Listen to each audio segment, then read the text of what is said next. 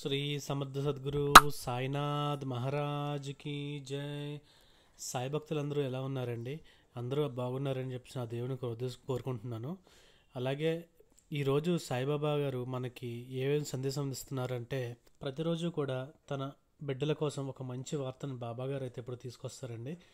అయితే అది వార్త తన బిడ్డల యొక్క బాగోగులు, లేదంటే వాళ్ళు ఒక ఉన్నత శిఖరాలను అధిరోధించడానికి, లేదంటే వారు కోరినటువంటి కోరికలు తీర్చడానికి ఏదో ఒక విషయం ఆ సందేశంలో జాగ్రత్తగా వింటే మన ప్రతి సమస్యకి కూడా పరిష్కారాన్ని బాబాగారు సూచిస్తారండి. అయితే ఎప్పుడు ఏ విషయం చెప్పినా సరే బాబాగారు బిడ్డలను ఉద్దేశించి చెప్తారే కానీ నాకు ఇది చెయ్యండి, నాకు అది చెయ్యండి అని మాత్రం ఎప్పుడూ చెప్పరు. ఎప్పుడూ కూడా ఏ రోజు కూడా ఎవరు చెప్పరు. నాకు ఈ యొక్క కోవిల్ నిర్మించాలి, నాకు ఇది కావాలి అది కావాలని చెప్పి ఎవరు చెప్పరు. తన భక్తులకు ఎప్పుడూ ఒక సుఖ సంతోషాలు కలగాలని, అలాగే తన భక్తులు ఎటువంటి భయంకరాలకు లోను కాకూడదని చెప్పేసి చెప్తూ ఉంటారు.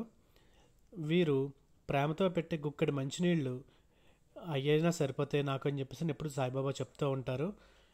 మీరు కష్టాలు మోయలేనప్పుడు నాకు సమర్పించండి అని బాబాగా చెప్తారు. అంతేగాని మీరు నాకు ఈ అమౌంట్ ఇవ్వాలి, ఆ అమౌంట్ ఇవ్వాలని చెప్పేసి చెప్పరు. మన కష్టాలు ఆ తండ్రికి చెప్పుకుంటే ఆయన దగ్గర మనకు ఎనలేని సంతోషం దొక్కుతుంది. ఆ సంతోషం మనకు రావాలి అంటే అంత బాబాగారు ఎక్కడికైనా ఏదైనా చేయడానికైనా సిద్ధంగా ఉన్నారు. మనం తెలుసో తెలియకో ఎన్నో మాటలు కట్టుకుంటూ ఉంటామండి. ఆ పాప కర్మల నుండి అన్నింటినీ కూడా బాబాగారు ప్రతాపంచలు చేయడానికి సిద్ధంగా ఉంటారు. కొన్ని చిన్న సమస్యలను మనకు సృష్టించి వాటి ద్వారా మనం పాపకర్మల నుండి విముక్తులను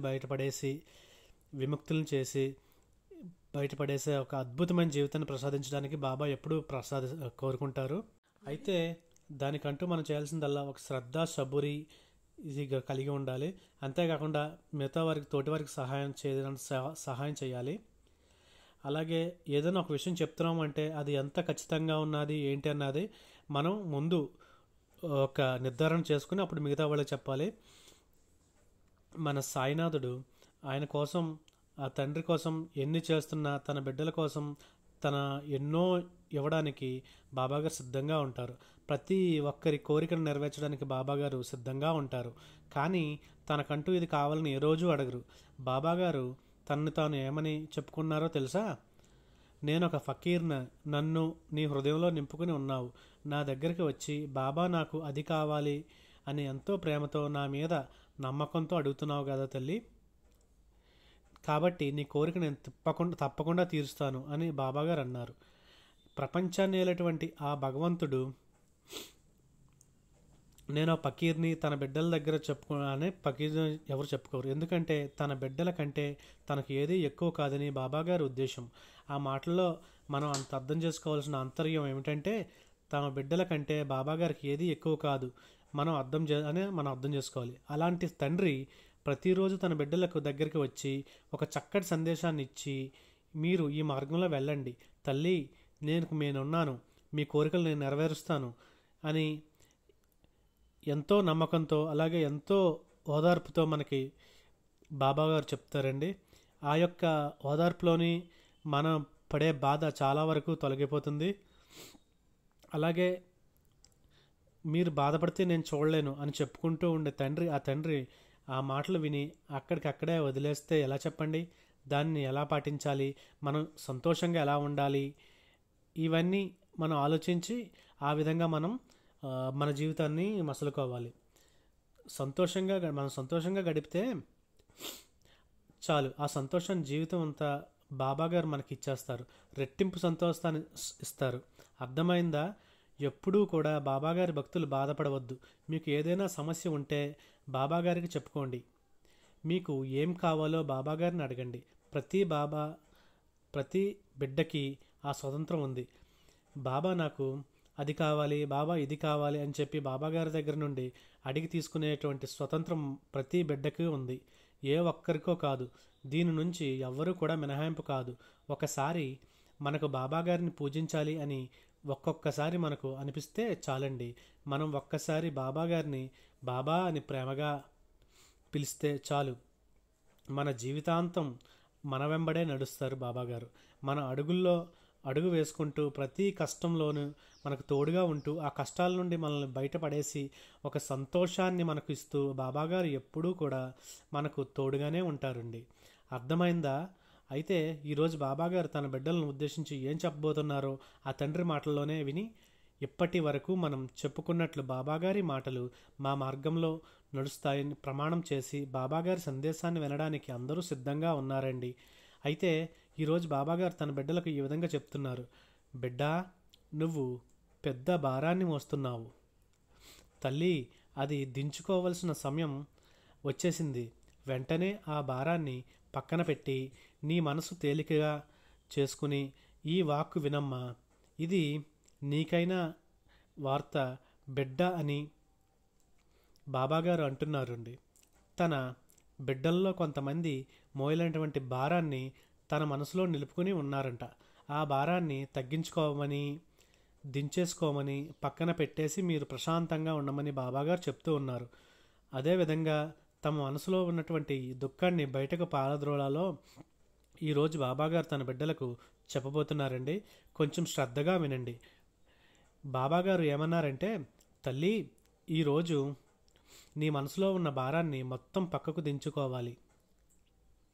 అందుకోసమే నా బిడ్డకు ఈ సందేశాన్ని పంపుతున్నానమ్మా. అదేవిధంగా నీ అతిపెద్ద ప్రశ్నకు సమాధానం కూడా ఇవ్వబోతున్నాను. శ్రద్ధగా వినండి. చూడమ్మా, చాలా రోజుల నుంచి నీ మనసులో ఒక ప్రశ్న మొదలైంది. ఆ ప్రశ్న నీ ప్రతి విషయం నాతో చెప్పుకో తల్లి అని నేను తీరుస్తాను. క్షణంలో నువ్వు నాకు ధన్యవాదాలు చెప్పడానికి కూడా వచ్చేస్తావమ్మా. నేను కూడా నీతో ధన్యవాదాలు చెప్పించుకోవాలని చాలా ఆశగా ఎదురుచూస్తున్నాను. తల్లి, నువ్వు ఆనందంగా ఉండాలని ఎదురుచూస్తూ ఉన్నానమ్మా. కానీ నువ్వు నా దగ్గరికి వచ్చి, బాబా నన్ను మీరు ఓపికగా ఉండమన్నారు. సరే, అలాగే నా కోరికలను ఎందుకు తీర్చడం లేదు? నాకు అన్ని కర్మలు ఉన్నాయా బాబా? నేను అన్ని పాపాలు చేశానా? అందుకేనా నా కోరికలు తీరటం లేదు అని మీరు నాకు చెప్పుకుంటూ ఉంటారు. అయితే బిడ్డ, ఇదే కదా నీ మనసులో ఉన్న అతిపెద్ద ప్రశ్న, నిజమేనా? తల్లి, అలా అయితే ఈ ప్రశ్నకు సమాధానం నేను చాలాసార్లు నీకు చెప్తూనే ఉన్నాను. ఇప్పుడు కూడా చెప్తాను. ఇంకాస్త వివరంగా చెప్పడానికి ఈరోజు నీ ముందుకు వచ్చాను. నువ్వు కొంచెం అర్థం చేసుకుని పూర్తిగా విను. నీ సాయి ఆజ్ఞ వింటావు కదా? చూడమ్మా, నీకు ఒక చిన్న కథ చెప్తాను, విను. ఒక ఊరిలో ఒక కుక్క, ఏనుగు ఉన్నాయంట. ఆ కుక్క, ఏనుగు ఒకేసారి గర్భం దాల్చాయి. అందులో కుక్క మాత్రం 3 నెలల్లోనే పిల్లల్ని కని మళ్ళీ 6 నెలలకే గర్భం దాల్చింది. తర్వాత మళ్ళీ 3 నెలలకే పిల్లల్ని కని ఇలా 11 నెలల తర్వాత కుక్క ఏనుగు దగ్గరికి వెళ్ళి ఇలా చెప్పింది, నేను చూడు ఇంత చిన్నగా ఉండి ఎంతమంది పిల్లలకు జన్మనిచ్చాను, మరి నువ్వు ఇంకా ఇలానే ఉన్నావు, మరి నేనే కదా నీకన్నా గొప్పదాన్ని అని కుక్క అందంట. అప్పుడు దానికి సమాధానంగా ఏనుగు ఇలా అంటుంది, నువ్వు కుక్కవి, నా కడుపులో ఉన్నది ఏనుగు.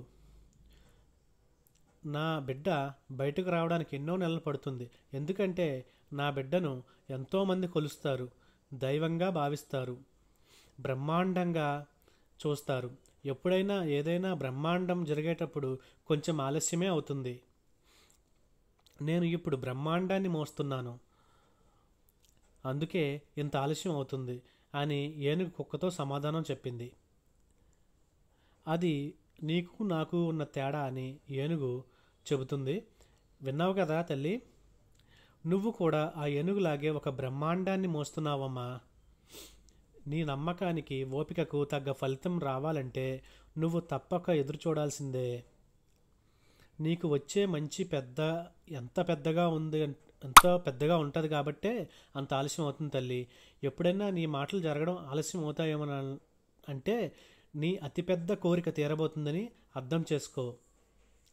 నీ జీవితాన్ని కూడా అర్థం చేసుకో బిడ్డ. ఓపికగా ఉంటే దానికి తగ్గ ఫలితాన్ని చూస్తావమ్మా. నీ చుట్టూ ఉన్నవారి కోరికలు తీరుతాయని దిగులు పడితే ఎలా చెప్పు? ఎందుకంటే వారి ఆశలు వేరు, వారి మొక్కులు వేరు, వారి జీవితం కూడా వేరు. కాబట్టి ఇతరులతో ఎప్పుడూ నువ్వు పోల్చుకోవద్దు. నీ జీవితం వేరు, దాని లెక్కలు వేరుగా ఉంటాయమ్మా. నీకు నీ జీవితానికి కావాల్సినవి నేను నీకు అందిస్తాను. అది ఎప్పుడు ఎలా ఎలా కావాలన్నది నేను అందిస్తాను. నీకు ఏది మంచో అదే నేను జరిపిస్తాను. నిన్ను బాధ పెట్టేవి ఏవి కూడా నీకు దగ్గరకు రానివ్వను. నీవు ఏడ్చి గగ్గోలు పెట్టినా సరే నీకు బాధ కలిగించేవి ఏవి కూడా నేను జరగనివ్వను. నీకు తెలియదు వాటి వల్ల నువ్వు ఎన్ని విపత్తులు ఎదుర్కోవాల్సి వస్తుందో, కానీ నీకు తెలుసు తల్లి, నా బిడ్డ సంతోషమే నాకు ముఖ్యం. నువ్వు నాపై కోప్పడినా పర్వాలేదమ్మా. ప్రస్తుతం నీ కోరికలు నెరవేరడం లేదని నన్ను పూజించకపోయినా పర్వాలేదు. నువ్వు నన్ను బాబా అని పిలిచి ఎంతో ప్రేమగా ఆప్యాయంగా చూసుకుంటున్నావు. కాబట్టి దానికి తగ్గ ప్రతిఫలాన్ని నేను నీకు అందిస్తాను. చెడు నీ వైపు రానివ్వను. అది త్వరలోనే నువ్వు అర్థం చేసుకుంటావు. నా బాబా కారణంగా నా ఈ కోరిక తీరలేదు. ఒకవేళ ఆ రోజు నా కోరిక నెరవేరి ఉంటే నేను ఇబ్బంది పడి ఉండేదాన్ని అలాగని నువ్వే అర్థం చేసుకుంటావు. ఆ రోజు నువ్వే కన్నీరు కారుస్తూ నా దగ్గరికి వస్తావమ్మా, ధన్యవాదాలు తండ్రి అని నన్ను ఆప్యాయంగా హక్కును చేర్చుకుంటావు, ప్రాధాయపడతావు. నీ న్యాయమైన ప్రతి కోరిక నేను తప్పక నెరవేరుస్తాను బిడ్డ. ప్రపంచమే నీ వశమవుతుంది. విజయానికి నువ్వు అతి దగ్గరలో ఉన్నావు. అందరూ ఆశ్చర్యపోయేలా నువ్వు జీవించబోతున్నావు తల్లి. నీ సాయి మాటలు అర్థమైతే ప్రశాంతంగా ఉండు. దేని గురించి ఆలోచించొద్దు తల్లి. అన్నీ నేను చూసుకుంటాను. ఏం జరిగినా సరే అది నమ్మకంతో ఉండు బిడ్డ. నమ్మకాన్ని కోల్పోవద్దు. నీకు అంతా మంచే జరుగుతుంది. ఇలా బాబాగారు చెప్తున్నారండి. ఈరోజు బాబాగారు తన బిడ్డలకు కొంచెం కటువుగానే చెప్పారని అనుకోవచ్చు. ఎందుకంటే బాబావారు అంటున్నారు, మీరు ఏడ్చి గగ్గోలు పెట్టినా సరే మీకు మాత్రం ప్రస్తుతం సంతోషాన్ని ఇచ్చి ఆ తర్వాత మిమ్మల్ని ఇబ్బందులు పెట్టే ఏ కోరికను నేను నెరవేర్చను అని మొహం మీదే కళాఖండిగా చెప్తున్నారండి. దీని ఫలితం మనకు తెలియదండి, కానీ ఆ తండ్రికి తెలుసు మీరు కోరిన కోరికలను ఎప్పుడు తీర్చాలి అని, మీరు ఎప్పుడు ఆనందంగా ఉంచాలి అని. కానీ దానివల్ల ఏర్పడేటువంటి ప్రతి ఫలం వల్ల, ఆ నష్టం వల్ల మీరు జీవితంలో భవిష్యత్తులో చాలా బాధపడాల్సి ఉంటుంది. అందుకే ఆ కోరిక తీర్చనని బాబాగారు కళాఖండిగా చెప్పారు. మీకు మరొక విషయం కూడా క్లారిటీ ఇచ్చారండి బాబాగారు. తన బిడ్డలకు చెప్తున్నారు ఏంటంటే, మీకు ఎప్పుడూ తెలియకపోవచ్చు దానివల్ల కలిగేటువంటి నష్టం, కానీ కొన్ని రోజుల తర్వాత తప్పకుండా మీకు అర్థమవుతుంది. ఆ రోజు మీరు కళ్ళ వెంబడి మీకు తెలియకుండానే కన్నీళ్ళు వస్తాయి. ఇందుక నా బాబా నాకు కోరిక నెరవేర్చింది, అయ్యో ఆ రోజు నేను బాబాగారిని కోప్పడకుండా ఉండాల్సిందే, బాబాగారు అపార్థం చేసుకున్నానే అని బాబాగారి కాళ్లపై పడి పశ్చాత్తాపడతామంట. ఆ విషయం కూడా బాబాగారు చెప్తూ ఉన్నారు. తప్పకుండా మీరు ఏదో ఒక రోజు తెలుస్తుంది నేను ఎందుకు మీ కోరిక ఆ రోజున అడిగిన వెంటనే తీర్చలేదు అని. ఆ రోజు బాబాగారు తన బిడ్డలకు చెప్తూ ఉన్నారండి. బాబాగారు మరొక విషయం కూడా చెప్పారు. న్యాయమైనటువంటి కోరిక నీకు భవిష్యత్తులో నీకు మేలు చేసి జరిగేటటువంటిది కోరిక మీరు ఎప్పుడు కోరుకున్నా అది తప్పకుండా తీరుస్తాను అని బాబాగారు ఘంటాపదంగా చెప్తున్నారు. మనకు మంచి జరుగుతుందని బాబాగారికి తెలిస్తే తప్పకుండా అది మనం అడగకపోయినా సరే ఆ కోరిక నెరవేరుతుందని బాబాగారు తన బిడ్డలకు వాగ్దానం చేస్తున్నారండి. ఇలా బాబాగారి బిడ్డలు దేనికోసం బాధపడాలి, దేనికోసం ఆలోచించాలి? మరొక విషయం, మీరు కోరిన కోరిక తీరడం లేట్ అవుతుంది అంటే దానికి అర్థం ఏంటంటే మీ అతిపెద్ద కోరిక నెరవేరబోతుంది అనేది అర్థం గ్రహించాలి. మీరు మీ చుట్టూ ఉన్న కోరికలు నెరవేరిపోతున్నాయి. అలాగే వారు చిన్న చిన్న కోరికలు కోరుతూ ఉంటారు, కానీ మీరు కోరిన కోరిక అతి పెద్దది. దానివల్ల మీ జీవితం మారబోతుంది. అందువల్ల దానికి కొంత సమయం పడుతుంది. దానికి తగ్గ ఒక చిన్న కథను బాబాగారు ఈరోజు తన బిడ్డలకు చెప్పారు. ఈరోజు బాబాగారు తన బిడ్డలను అడుగుతూ ఉన్నారండి, మీకు సాయి మాటలు అర్థమైతే ఇంకా ఎప్పుడూ కూడా మీరు బాధపడరు. ఏది జరిగినా సరే అది బాబా నా కోసమే చేశారు, నా మంచి కోసమే చేశారని మీరు తప్పకుండా తెలుసుకుంటారని బాబాగారి బిడ్డలకి ఈ సందేశాన్ని తరపున బాబాగారు చెప్తూ ఉన్నారండి. మరి ఈ సందేశం బాబాగారి బిడ్డలతో ఎంతోమంది అర్థం చేసుకున్నారు అనుకుంటున్నాం. బాబాగారి మాటలు ఎంతమందికి అర్థమయ్యాయో, బాబాగారు ఎప్పుడూ మీ వెంట ఉన్నారని ఎంతమంది నమ్ముతున్నారో తప్పకుండా కామెంట్ చేయండి. ఓం శ్రీ సాయిరామ్. రేపటి సాయివాక్తో మళ్ళీ కలుద్దాం. సర్వే జనా సుఖినో భవంతు. సమస్త సద్గురు సాయినాథ్ మహారాజ్ కీ జై.